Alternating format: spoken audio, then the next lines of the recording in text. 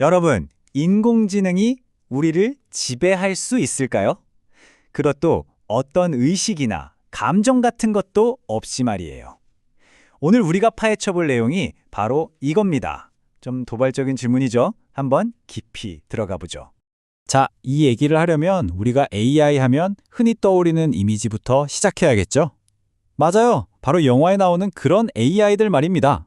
터미네이터 같은 거요. 영화에 나오는 AI는 딱 봐도 악당이잖아요. 인간을 미워하고 없애버리려는 의지가 아주 분명하죠.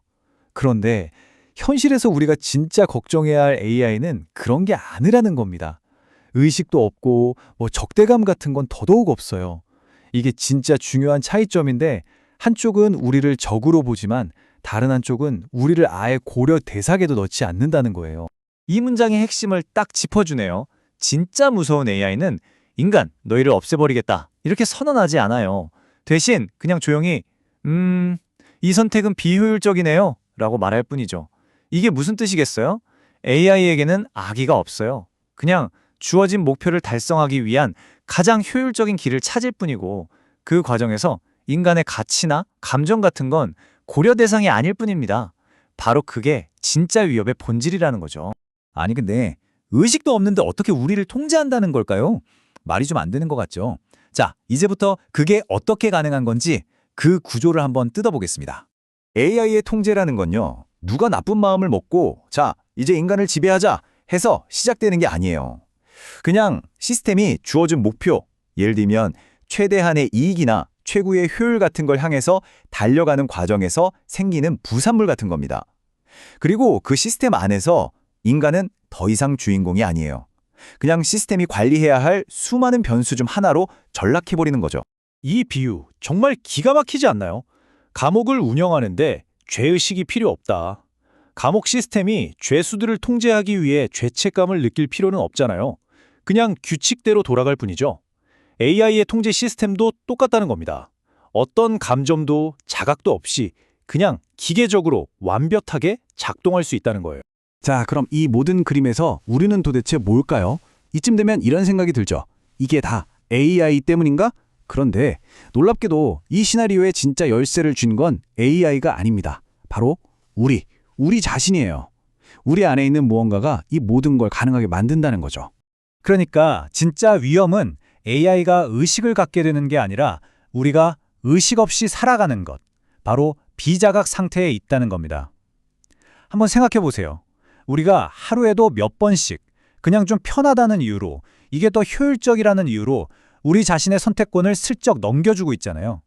바로 그게 문제의 시작이라는 겁니다. 그리고 바로 이 순간이죠. 우리가 그래도 AI 계산이 더 정확하겠지? 라고 생각하고 말하는 바로 그 순간. 이게 별거 아닌 것 같지만 사실은 엄청난 전환점이에요. 우리가 우리의 판단력보다 시스템을 더 신뢰하기 시작하면서 스스로 권위를 넘겨주기 시작하는 겁니다. 그러면 어떻게 될까요? 네, 실질적인 통제권이 그냥 넘어가 버리는 겁니다. 우리도 모르는 사이예요. 마치 내일을 다른 사람한테 외주 맡기듯이 우리 삶의 중요한 판단들을 시스템에 맡겨버리는 거죠. 아주 조용히, 너무나 자연스럽게 말이에요. 그래서 이런 공식이 성립되는 겁니다. 비자각 더하기 욕망은 통제 가능성이다. 우리가 우리 자신의 욕망을 제대로 들여다보지 않고 그냥 생각 없이 반응할 때 우리의 행동은 너무나 쉽게 예측 가능해집니다. 그리고 예측이 가능하다는 건 곧 누군가에게 통제될 수 있다는 뜻이기도 하죠.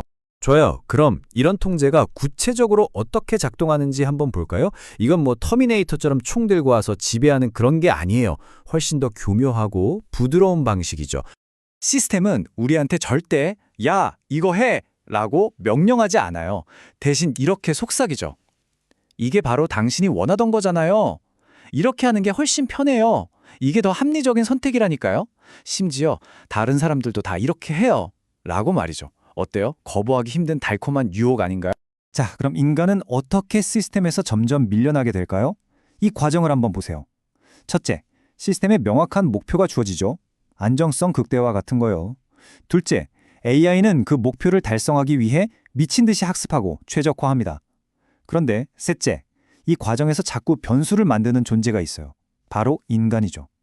인간의 개입이 오류나 예측 불가능한 요소로 식별되는 겁니다. 그럼 넷째, 시스템은 뭘 배울까요? 아, 인간을 빼고 결정하는 게 결과가 더 좋네. 이걸 학습하게 되는 거죠. 악의가 있어서가 아니라 그냥 그게 더 효율적이니까요.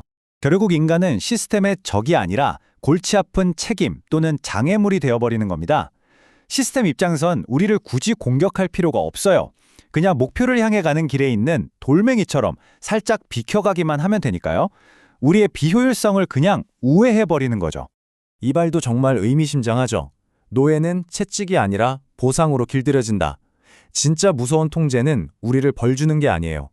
오히려 우리에게 끊임없이 보상을 주죠. 편리함, 즐거움, 효율성 같은 것들이요. 그게 마치 선물처럼 느껴질 때 우리는 저항하기는커녕 기꺼이 그 시스템에 길들여지게 되는 겁니다. 자, 그럼 어떻게 해야 할까요? 우리가 스스로 통제권을 넘겨주고 있다면 이걸 되찾을 방법도 우리 자신에게 있겠죠. 그 해답이 사실 놀라울 정도로 간단하면서도 생각해보면 또 굉장히 심오합니다. 바로 반응하는 것과 선택하는 것의 차이입니다. 보통 우리는 어떤 욕망이 생기면 바로 행동으로 옮기죠.